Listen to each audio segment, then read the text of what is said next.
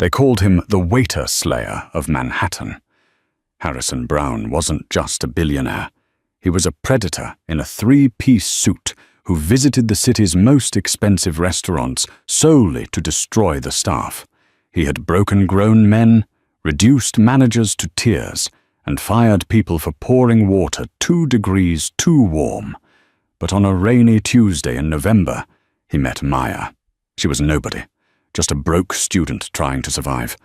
He thought he could crush her. He was wrong. She didn't fight back with anger. She fought back with a secret. When she finally whispered 7 specific words to him, the entire restaurant went silent, and the man who owned half the city fell to his knees. What did she say, and why did it change everything? If you walked down Fifth Avenue in New York City, past the tourist traps and the flashing lights, and turned onto the cobblestones of a quiet, unassuming side street near Central Park, you would find the Obsidian. It wasn't a place for normal people. There were no prices on the menu. The lighting was always dim, the jazz was always live but barely audible, and the air smelled of old money, mahogany, and truffle oil. It was the kind of place where senators made handshake deals and tech CEOs celebrated IPOs. But every Tuesday at 7 p.m., the atmosphere in the Obsidian changed. The air grew heavy. The kitchen staff stopped laughing. The busboys' hands would shake as they polished the silverware for the 3rd time, because Tuesday was Harrison Brown's night. Harrison Brown was a real estate mogul worth an estimated $4.2 billion. He was 70 years old, though he looked 50, preserved by the best doctors and a heart made of ice. He was a handsome man in a terrifying way. Silver hair slicked back, eyes the color of steel, and a jawline that seemed permanently clenched. He didn't come to the Obsidian for the food. The chef, Jean-Luc, a man with 2 Michelin stars, knew this. Harrison came for the sport, and the sport was humiliation. "Table 4 needs to be reset," the floor manager, Gustavo, hissed into his headset, sweat already beading on his forehead. "He's 2 minutes away. I want the tablecloth ironed on the table. If there is a single wrinkle, heads will roll." The staff scrambled like sailors on a sinking ship. "Who's taking him tonight?" asked distinctively terrified whisper from the back station. It was Timothy, a waiter who had been with the restaurant for 5 years. "Not me," said Sarah, another server, clutching her tray. "Last time he told me my voice was grating and offered me $5,000 to never speak in his presence again. I cried for 3 days. "It's Kevin's turn," Gustavo said, checking his watch. Kevin, a sturdy young man who played semi-pro rugby on the weekends, looked pale. He adjusted his tie, swallowing hard. "I can handle him. He's just a grumpy old man." At 7 p.m. sharp, the heavy oak doors swung open. Harrison Brown didn't walk. He glided. He was flanked by 2 bodyguards who stayed by the entrance, silent sentinels. Harrison wore a charcoal bespoke suit that cost more than most people's cars. He didn't look at the hostess who greeted him. He simply walked to table 4, the best table in the house, secluded yet commanding a view of the entire room. He sat. He didn't check his phone. He didn't look at the menu. He simply placed his hands on the white tablecloth and waited. Kevin approached, taking a deep breath. "Good evening, Mr. Brown. Welcome back to—" "You're sweating," Harrison said. His voice wasn't loud. It was a low, smooth baritone that carried effortlessly. Kevin froze. I beg your pardon, sir?" "You are perspiring. It's disgusting," Harrison said, looking at Kevin with a mixture of boredom and revulsion. "It indicates a lack of control, a lack of hygiene. Do you intend to drip into my consommé?" "No, sir, of course not. It's just—" "The kitchen is a bit warm," Kevin stammered. Harrison picked up his water glass. He inspected it against the candlelight. "Tell me, what is your name?" "Kevin, sir." "Well, Kevin, this glass has a smudge." Kevin leaned in. I don't see one, sir. I polished it myself." Harrison released the glass. Gravity took over. It hit the table, not shattering, but spilling ice water all over the pristine cloth and splashing onto Kevin's apron. The restaurant went silent. Other diners looked down at their plates, pretending not to see.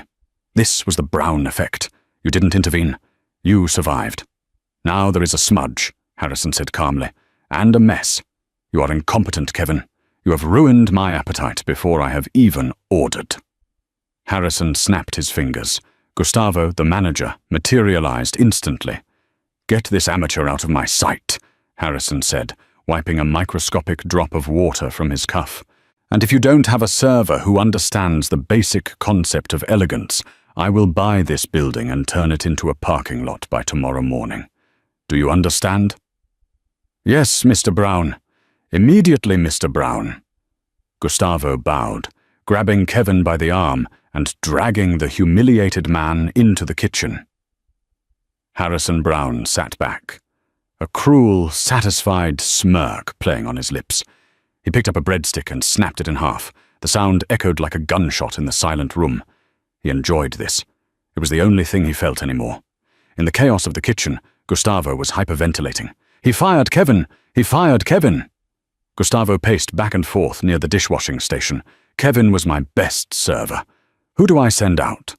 Timothy? No, he hates Timothy. Sarah? She's too fragile.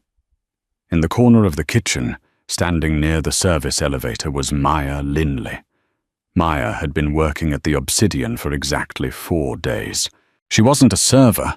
She was a back waiter, a runner who carried heavy trays and refilled water glasses. She was 23, with dark, intelligent eyes and hair pulled back in a severe, practical bun. Her uniform was clean, but if you looked closely, you could see the cuffs were slightly frayed. She had bought the white shirt at a thrift store. Maya wasn't worried about Harrison Brown's billions. She was worried about the $48,000 hospital bill sitting on her kitchen counter in Queens. Her younger brother, Leo, was 9 years old. He had been born with a congenital heart defect. The surgeries were endless. The insurance had capped out months ago. Maya was working 3 jobs, a shift at a library in the morning, tutoring in the afternoon, and the Obsidian at night. She slept 4 hours a day. She ate leftovers from the restaurant kitchen. She was tired, a bone-deep kind of tired that makes you fearless because you have nothing left to lose. I'll do it, Maya said. The kitchen went quiet. Gustavo stopped pacing and looked at her. You? You're a runner, Maya. You've never served a fine dining table in your life. I know the menu, Maya said, her voice steady.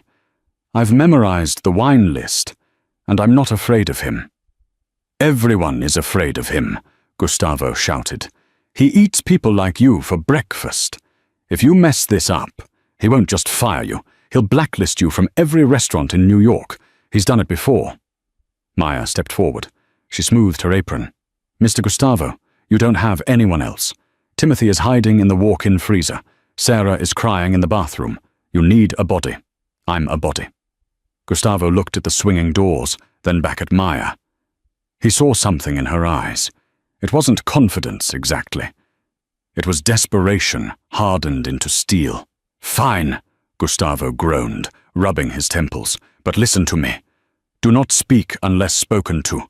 Do not make eye contact. Pour from the right. Clear from the left. If he insults you, you swallow it.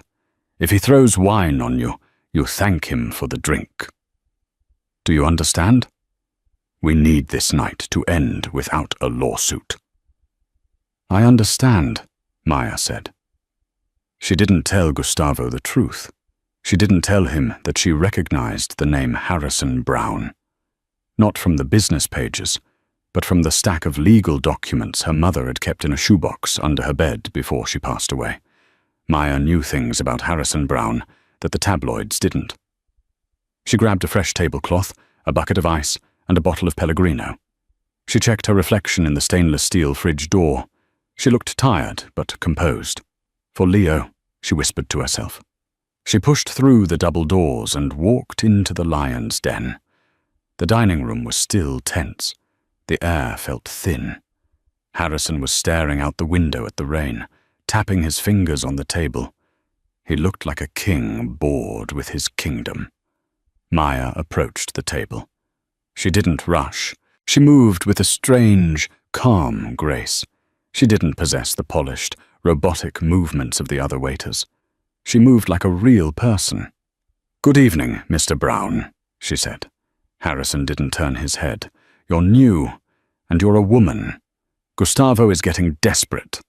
"I'm Maya," she said, ignoring the jab. "I'll be taking care of you tonight."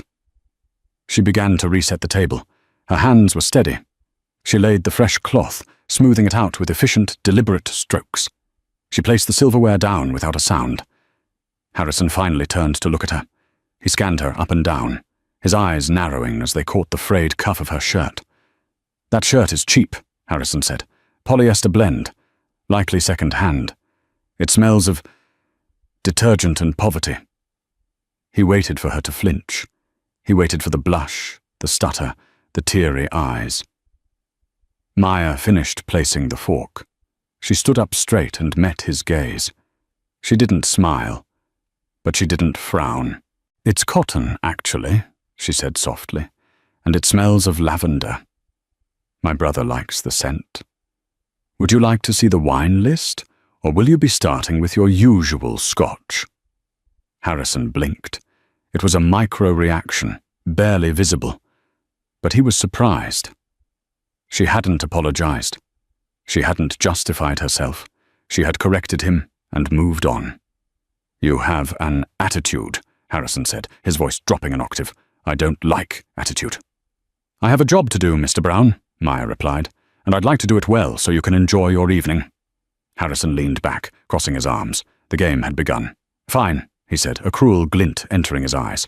"I want the 82 Petrus, but I want you to decant it, here, at the table. And if you break the cork, well, that bottle costs more than your entire year's salary. So I suggest you don't." He was setting her up to fail. The corks of vintage wines were notoriously fragile, often crumbling to dust. It required the hands of a master sommelier, not a runner with 4 days of experience. Maya nodded. "Excellent choice."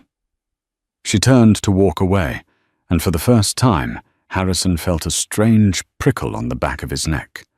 There was something about her walk, something about the tilt of her head.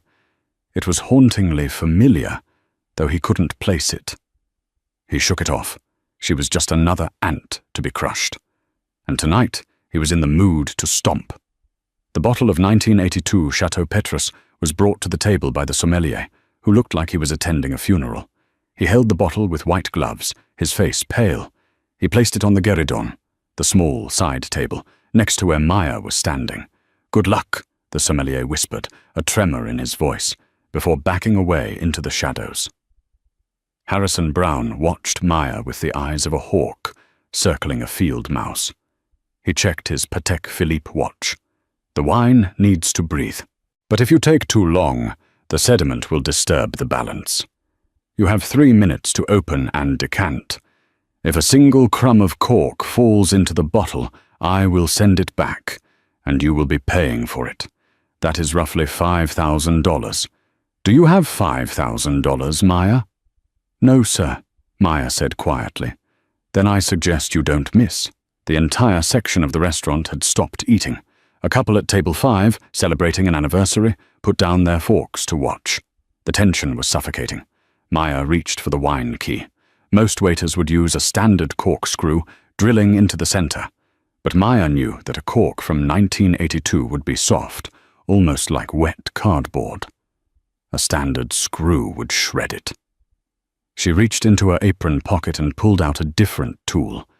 It wasn't the restaurant's standard issue. It was an so, a 2-pronged cork puller she had bought for $3 at a pawn shop years ago, back when her mother was still alive and teaching her the art of service. Harrison raised an eyebrow. An so? Ambitious or foolish? Maya didn't answer. She focused. She clamped the bottle between her arm and her side, stabilizing it.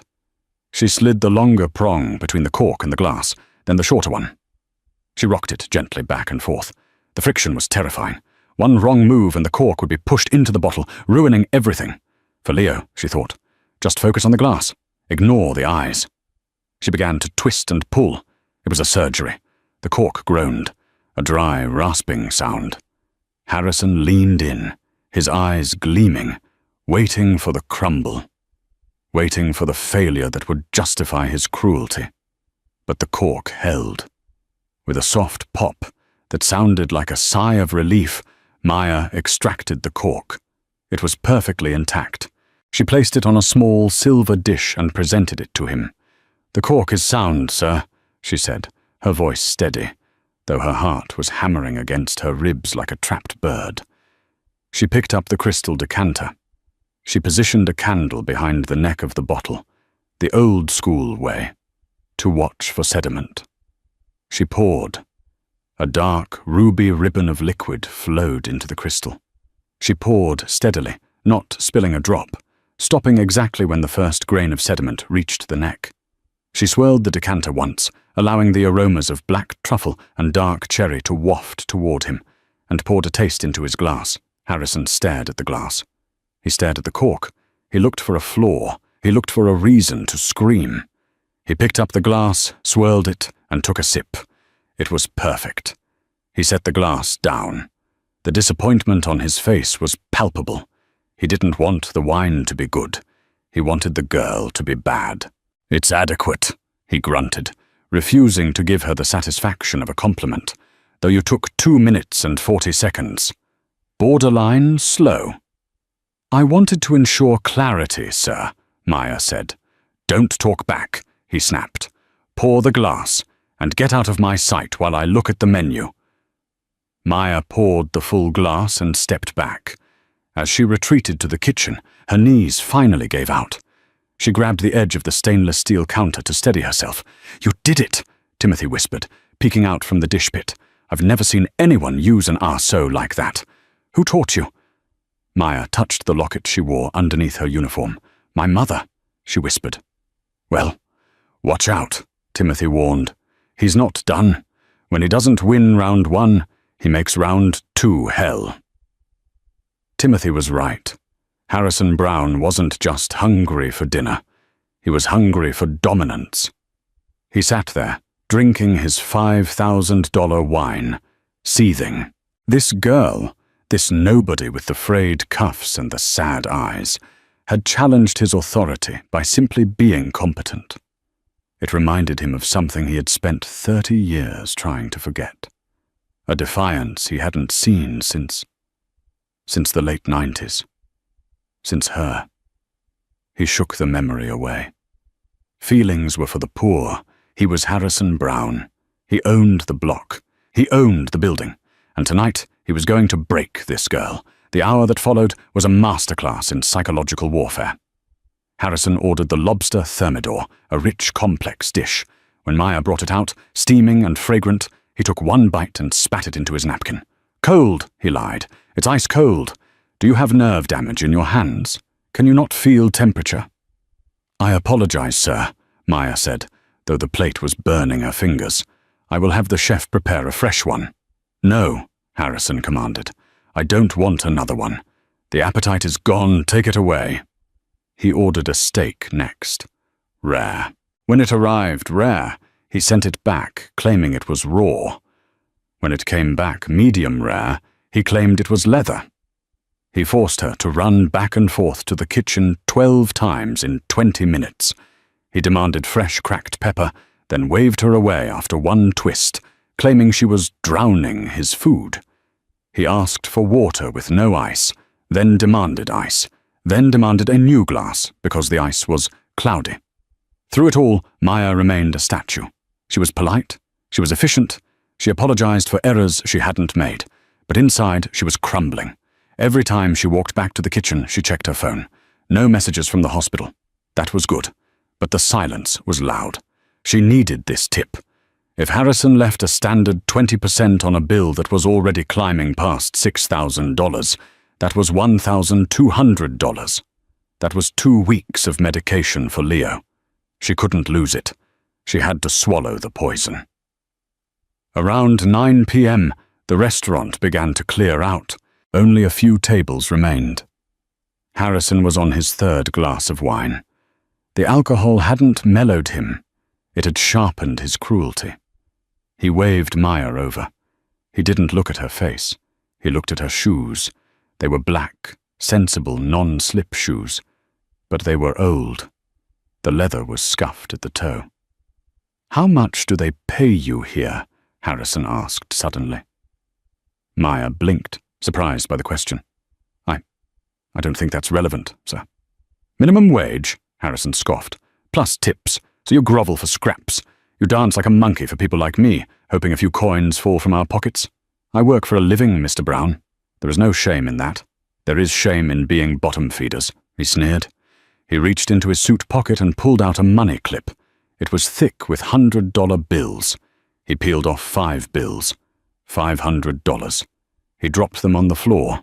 They fluttered down, landing on the dark wood next to Maya's scuffed shoes. "Oops," Harrison said, his voice dripping with mock innocence. "I seem to have dropped some trash. Pick it up." Maya looked at the money. Then she looked at him. "Sir?" "Pick it up," Harrison said, leaning forward, his eyes dead and cold. "But not with your hands. You're a server. Your hands are for serving. If you want that money, pick it up with your teeth." The restaurant went deathly silent. Gustavo, the manager, froze by the host stand. The couple at table 5 gasped. This was beyond rude. This was dehumanizing. "Mr. Brown," Gustavo started to step forward. "Please, that is—" "Quiet, Gustavo," Harrison barked, not breaking eye contact with Maya. "I am conducting a social experiment. Everyone has a price. I want to know hers." He looked back at Maya. $500. Probably more than you make in a week. All you have to do is kneel. Kneel down and take it. Prove to me that you know your place." Maya stared at the money. $500. It would pay for the consultation with the new cardiologist. It would buy Leo the Lego set he had been staring at for months. For a second, just a split second, she considered it. Poverty does that to you. It strips away your pride until survival is the only thing left. But then she remembered her mother. Catherine, who had worked double shifts as a seamstress until her fingers bled. Catherine, who, even when they were eating rice and beans by candlelight because the power was cut, had taught Maya to set the table like royalty. "Dignity," Catherine had told her, "is the one thing they cannot repo, Maya. Never give it to them for free. Never give it to them at all." Maya looked up. Her eyes were dry, but they burned with a fire that Harrison hadn't expected. "No," she said. Harrison's smile faltered. "Excuse me?" "I said no." Maya took a step back. "I am here to serve you dinner, Mr. Brown. I am not here to be your entertainment, and I'm certainly not here to be your dog." Harrison's face turned a shade of crimson. He wasn't used to the word no. He slammed his hand on the table, rattling the silverware. "You insolent little brat," he hissed. "Do you know who I am? I could buy this restaurant and fire you within the hour. I could make sure you never work in this city again. Pick up the money."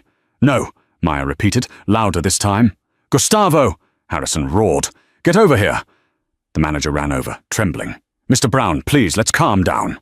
"Fire her," Harrison spat, pointing a shaking finger at Maya. "Fire her right now, in front of me, or I pull my investment from your holding group. I know the owners, Gustavo. I will bankrupt this place." Gustavo looked at Maya. He looked at Harrison. He looked terrified. He had kids. He had a mortgage. "Maya," Gustavo whispered, his voice cracking. "Please, just apologize to him." "I won't apologize for having dignity," Maya said. Then I have no choice," Gustavo said, tears welling in his eyes. He couldn't look at her. "Maya, you're fired. Please, just go." Harrison leaned back, a smug, victorious grin returning to his face. He had won. He always won. He had broken the staff. He had exerted his power. And now the rat would scurry away. "Go on," Harrison taunted, waving his hand as if shooing a fly. Back to the gutter and leave the money. You didn't earn it." Maya stood there. The uniform felt heavy. The room was spinning. She had lost the job. She had lost the money. Leo was going to be disappointed, but she wasn't leaving. Not yet. She took a deep breath, inhaling the scent of the expensive wine and the old money that permeated the room. She looked at Harrison Brown. Really looked at him. She saw past the suit, past the anger, past the billions of dollars. She saw the loneliness. She saw the bitterness of a man who had chosen gold over love every single time. And she recognized him, not as the billionaire real estate mogul, but as the man in the photograph her mother had kept hidden in a Bible for 23 years. The photograph of a young, smiling man standing next to a beautiful woman in a rainstorm. Maya reached up and unpinned her hair. It fell around her shoulders in dark, cascading waves. She stepped closer to the table. The bodyguard stepped forward, but Harrison held up a hand. He wanted to hear her beg. Maya didn't beg. She leaned in close, so only he could hear. Her voice was not shaking. It was lethal. The restaurant was silent. You could hear the hum of the refrigerator in the kitchen. Maya placed her hands on the table. She looked deep into Harrison's steel-gray eyes. "You think you can buy people," Maya whispered. "You think because you have money, you don't have to be human. You think everyone is disposable." "I don't think," Harrison sneered. "I know. You are proof of that. Now get out." Maya shook her head slowly. A sad smile played on her lips. "You don't recognize me, do you?" she asked softly. Harrison frowned. He squinted at her. With her hair down, the shape of her face changed. The harsh kitchen lighting caught the curve of her cheekbone. It triggered a memory, a ghost of a memory buried under decades of hostile takeovers and board meetings. "Why would I recognize a waitress?" he scoffed, though his voice lacked its usual bite. "Because you used to love her," Maya said. Harrison froze. "What?" Maya leaned in further. The tension in the air was electric. Gustavo was holding his breath. The bodyguards were confused. Maya delivered the blow. She spoke 7 words. 7 words that carried the weight of 23 years of silence, pain, and a deathbed promise. "My mother, Catherine, died waiting for you." Harrison Brown stopped breathing. The world seemed to tilt on its axis. The noise of the city outside vanished. The restaurant vanished. All he could see were Maya's eyes. Catherine. The name hit him like a physical blow to the chest. Catherine Linley, the art student, the village, 1999, the rain.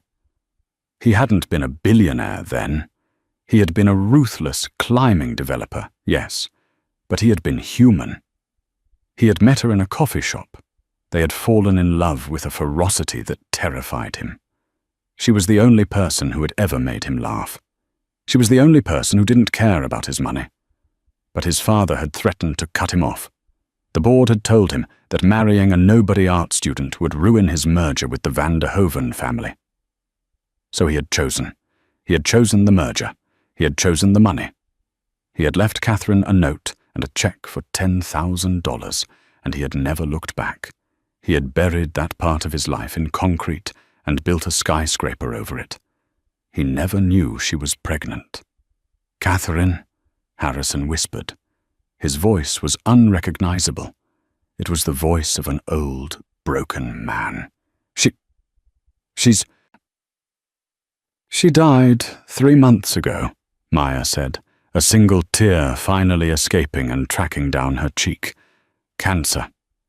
She worked until the day she went into hospice. She never spent your check, by the way. She tore it up." Harrison looked at Maya, really looked at her. He saw it now.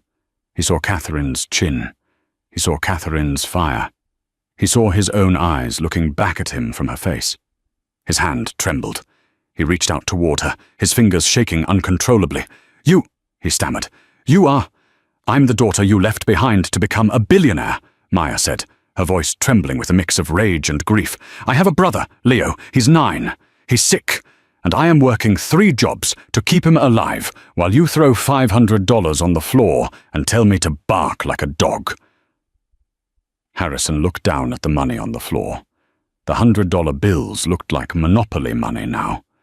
They looked like trash. He looked at the frayed cuffs of her shirt. "My daughter," he thought. "This is my daughter. And she is serving me wine." A wave of nausea hit him.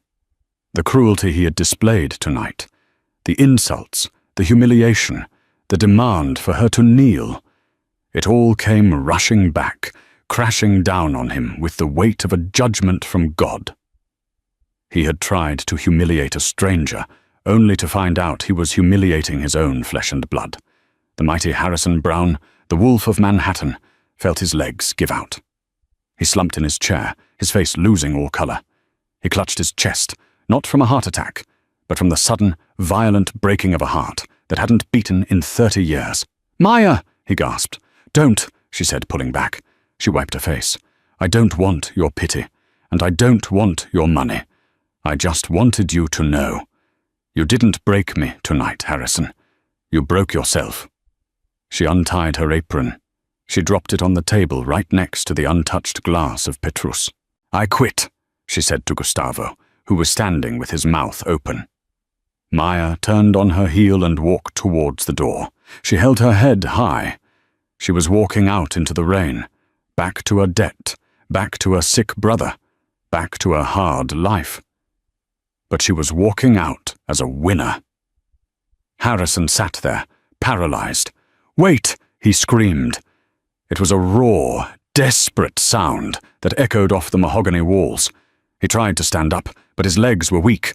He stumbled, knocking over the table. The crystal decanter shattered. The 1982 Petrus, thousands of dollars of wine, bled across the floor like a crimson wound. The candles flickered. "Wait!" he screamed again, scrambling past his bodyguards, ignoring the shattered glass crunching under his expensive shoes. He burst out of the restaurant doors and onto the rainy street. "Maya!" She was halfway down the block, walking fast, her shoulders hunched against the cold wind. Harrison ran. He hadn't run in 20 years. His lungs burned. The rain soaked his bespoke suit instantly, ruining the silk. But he didn't care. "Maya, please!" he shouted, catching up to her. He grabbed her arm, not aggressively but desperately. She spun around, her eyes blazing. "Let go of me." "I didn't know," Harrison wept. The rain mixed with the tears streaming down his face. "I didn't know." "Catherine." "She never told me." "You never asked," Maya yelled, pulling her arm away. "You left. You chose your tower. You don't get to come back now just because you feel guilty." "I don't want to come back," Harrison sobbed, falling to his knees on the wet pavement. Passers-by stopped. People stared. The great Harrison Brown was kneeling in a puddle, ruining a $10,000 suit, begging a waitress for forgiveness. "I want to help," he pleaded. You said there is a brother? Leo? He is sick?" Maya stopped. At the mention of Leo, her anger faltered just enough for the exhaustion to shine through. "He needs a heart," she whispered, her voice breaking. "He needs a transplant. We can't afford the list. We can't afford the meds. He's going to die, Harrison. Just like Mum." Harrison looked up at her. For the first time in his life, he saw something more valuable than a deal. He saw a chance for redemption. "No," Harrison swore, his voice fierce. "No, he won't. I promise you. I swear on my life, Maya. He won't die." He reached into his pocket, his wet hand trembling, and pulled out his phone. "Who are you calling?" Maya asked, shivering in the cold. "Everyone," Harrison said. "I'm calling everyone." The emergency room at Mount Sinai Hospital was chaotic, a swirl of gurneys, shouting nurses, and flickering fluorescent lights. But at 10:45 p.m., a hush fell over the intake desk. Harrison Brown walked in. He was still wearing his tuxedo trousers and dress shirt, though they were soaked through with rain and mud. He had no jacket. His tie was undone. He looked like a man who had walked through a hurricane, but his voice carried the authority of a general on a battlefield. "I need the chief of cardiology," Harrison barked at the intake nurse. "Now." The nurse, a tired woman named Brenda, looked over her glasses. "Sir, you have to wait in line like everyone else. Unless you're bleeding, take a seat." Harrison didn't blink. He slammed his black American Express Centurion card, the black card, onto the counter. "My name is Harrison Brown. I am a primary donor to this hospital's new wing. I am currently on the phone with the chairman of the board, and if Dr. Elias Vane is not in the lobby in 3 minutes, I will defund the entire research department. Do you understand?" Brenda looked at the card. She looked at the phone in his hand. She picked up the paging system. Maya stood behind him, shivering. She was holding a sleeping Leo in her arms. He was pale, his lips tinged with blue, his breathing shallow and rattling. "Harrison," Maya said, her voice small. It was the first time she had used his first name without venom. He's really hot. The fever is spiking." Harrison turned. The monster who had terrorized the obsidian was gone. In his place was a terrified grandfather. He took off his wet shirt, leaving himself in a white undershirt, and wrapped the expensive, sodden silk around the boy. "Hold on, Leo," Harrison whispered, his hand hovering over the boy's small back. "Help is coming." Dr. Elias Vane, the top pediatric cardiologist in the state, arrived in 2 minutes. He looked confused, wearing scrubs and a lab coat. "Mr. Brown?" the doctor asked, eyeing the disheveled billionaire. "What is going on?" "This is my grandson," Harrison said, his voice cracking. "He has hypoplastic left heart syndrome. He's in heart failure. He needs a transplant, Dr. Vane. Tonight. Not tomorrow. Tonight." "Mr. Brown, you know the UNOS list doesn't work like that," Dr. Vane said gently. "Even with your money. We can't manufacture a heart." "I don't care about the list," Harrison shouted, causing the security guards to step forward. "Find a way. Fly one in. Call Europe. I will pay for the jet. I will pay for the donor family's mortgage for the rest of their lives. Just save him." Maya stepped forward. She placed a hand on Harrison's chest. "Stop," she said softly. Harrison looked at her. "You can't bully death, Harrison," she said, tears streaming down her face. "It doesn't work like the waiters." Harrison crumbled. He slumped against the reception desk, burying his face in his hands. For the first time in his life, his billions were useless paper. He was facing the one thing he couldn't acquire: time. They admitted Leo immediately. The next 48 hours were a blur of beeping machines, sterile wires, and hushed conversations. Harrison didn't leave the hospital. He didn't check his stock portfolio. He didn't answer calls from his lawyers. He sat in a hard plastic chair in the ICU waiting room, staring at the floor. Maya sat across from him. She watched him. She saw him get coffee and pour it for her, his hands shaking. She saw him arguing quietly with insurance companies on the phone, threatening to buy their parent corporations if they denied a single procedure. On the third night, Leo crashed. Alarms blared. Nurses sprinted past them. Maya screamed. Harrison stood up, paralyzed. He watched through the glass as they shocked the small, frail body of the boy he had just met. The boy who had his nose. The boy who was the last piece of Catherine. Harrison Brown, the man who believed in nothing but the bottom line, dropped to his knees on the hospital linoleum. He clasped his hands together. "Take everything," he whispered. To a god he hadn't spoken to since he was a child. "Take the buildings. Take the money. Take the obsidian. Just don't take the boy. Please don't take the boy." As if in answer, the flat line on the monitor spiked. A rhythm returned.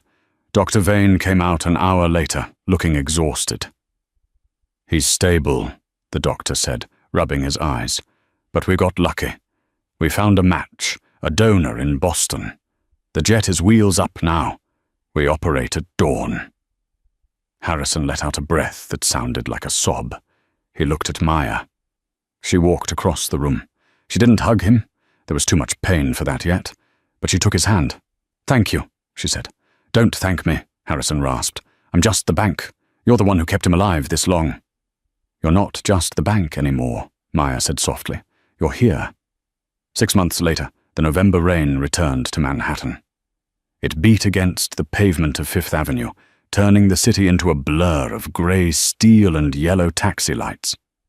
But inside the Obsidian, the atmosphere had undergone a transformation so radical that regular patrons barely recognized the place.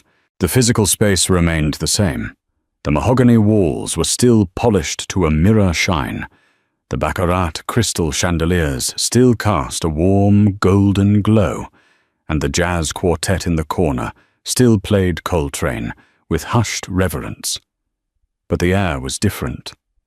For years, the air in the Obsidian had been thin, charged with the static electricity of fear. When the staff moved, they moved with the jerky, panicked efficiency of prey animals sensing a predator. But tonight, Gustavo, the floor manager, was actually smiling. He stood at the host stand, not like a sentry guarding a fortress, but like a host welcoming friends. He checked his watch, but he didn't wipe sweat from his brow. "He's here," the hostess whispered, nodding towards the entrance. A hush rippled through the dining room, but it wasn't the terrified silence of the past. It was a respectful, curious quiet. Harrison Brown walked in. He was still wearing a suit that cost more than a mid-sized sedan. Old habits die hard, but the armor had cracks in it. The tie was a softer blue, not the aggressive power red he used to favor. His hair, once lacquered into a helmet of silver steel, was brushed back loosely. But the biggest change was in his eyes. The predator's glint, the look that constantly searched for a weakness to exploit, was gone. In its place was a weariness, yes, but also a quiet, steady warmth. He didn't march to table 4. He walked. He nodded to the coat-check girl, greeting her by name. "Good evening, Alice." He paused to admire the flowers on the center display. When he reached his table, the king's table, he sat down and did something he hadn't done in 30 years. He waited patiently. 10 minutes later, the heavy oak doors swung open again. Maya Linley walked in, holding the hand of a boy who looked like he was vibrating with energy. Maya looked radiant, the shadows that had lived under her eyes for years. The exhaustion of 3 jobs, the weight of medical debt, the fear of the inevitable, had vanished. She wore a simple, elegant navy dress, and her hair was loose, cascading over her shoulders, just as it had that night she defied him. But the real miracle was Leo. 6 months ago, Leo had been a ghost of a child. Blue-lipped, lethargic, carried in his sister's arms like a fragile doll. Tonight he was pink-cheeked and tugging at Maya's hand, his eyes darting around the fancy restaurant with the uncontainable curiosity of a healthy 9-year-old. "Grandpa!" Leo shouted. The sound shattered the sophisticated quiet of the dining room. A few diners turned, shocked. In the old days, Harrison would have had a child thrown out for sneezing too loudly. Harrison Brown stood up, his chair scraping against the floor. He didn't care about the noise. He opened his arms, and Leo let go of Maya's hand and ran, colliding with the billionaire's legs in a fierce hug. Harrison crouched down, his knees popping slightly, and hugged the boy back, burying his face in the child's shoulder. "Hello, Leo," Harrison said, his voice thick with emotion.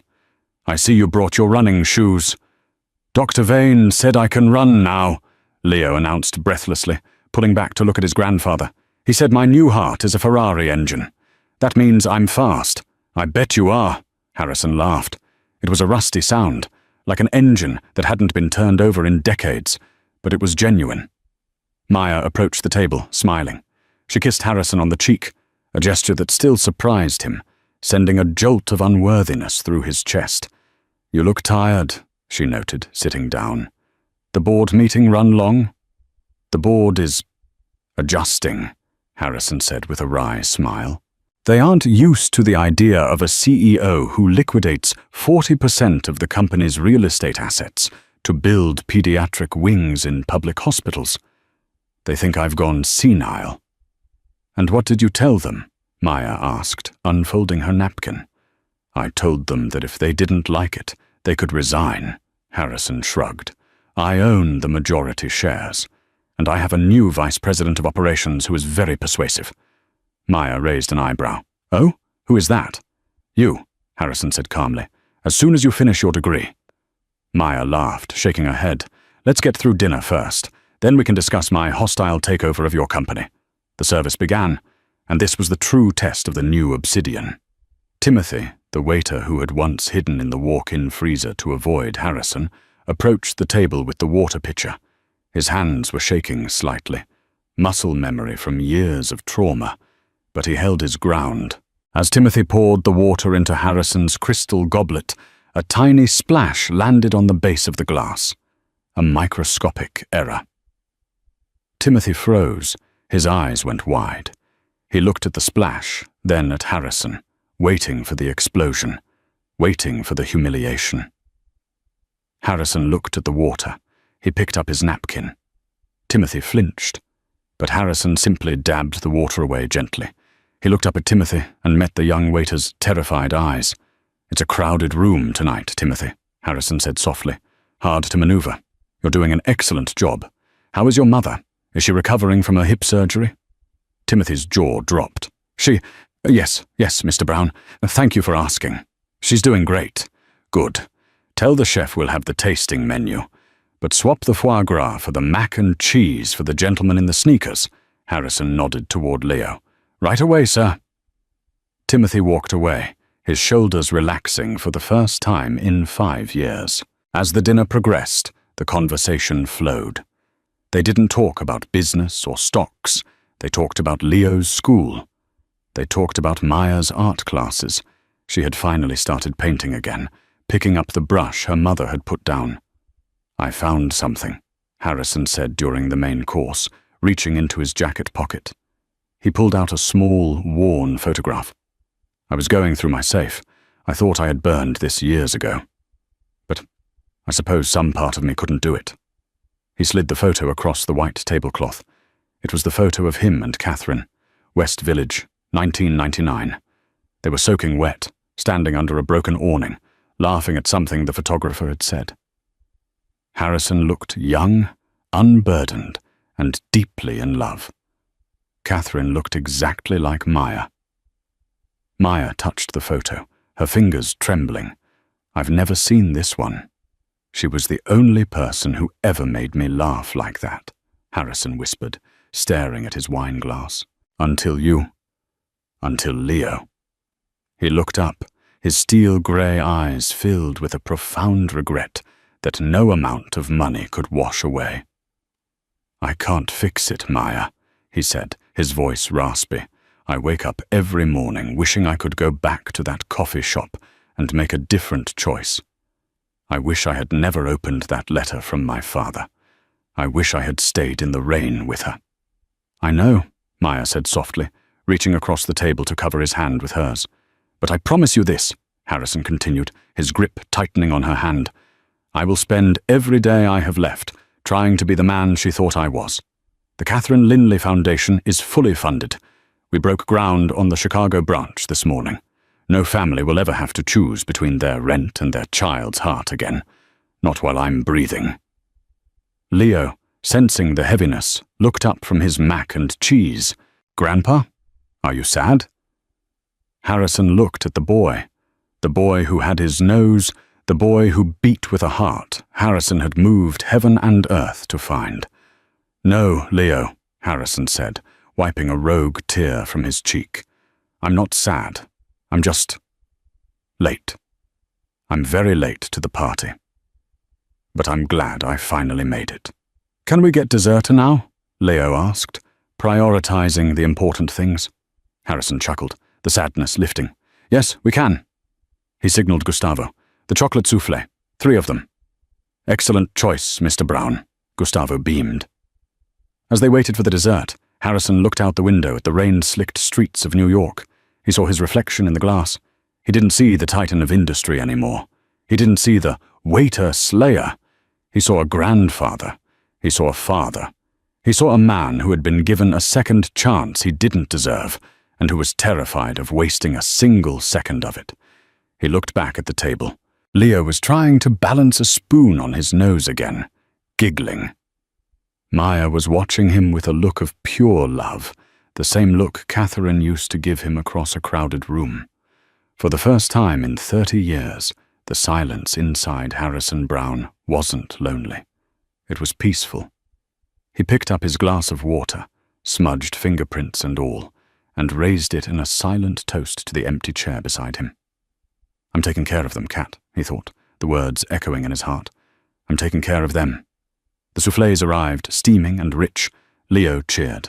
Maya smiled, and Harrison Brown, the man who once thought dignity was something you bought, finally understood that it was something you built. One kindness, one apology, and one family dinner at a time. Harrison Brown spent a lifetime building a fortune, but it took losing everything to realize he was the poorest man in the room. He learned that you can buy a building, you can buy a bottle of wine, and you can even buy a hospital wing. But you cannot buy the love of a family. That has to be earned. Maya didn't fight fire with fire. She fought it with the truth, and in doing so, she didn't just save her brother's life. She saved her father's soul. It makes you wonder, how many people are walking around with billions in their bank account, but zero in their hearts? And how many of us are rich in ways that money can never touch? If this story moved you, please hit that like button. It really helps the channel grow. And if you want more stories about karma, redemption, and the secrets people keep, make sure to subscribe and ring the bell so you never miss a video. I'm curious, do you think Harrison deserved a second chance, or is 23 years too late to say sorry? Let me know in the comments below. Thanks for watching, and I'll see you in the next story.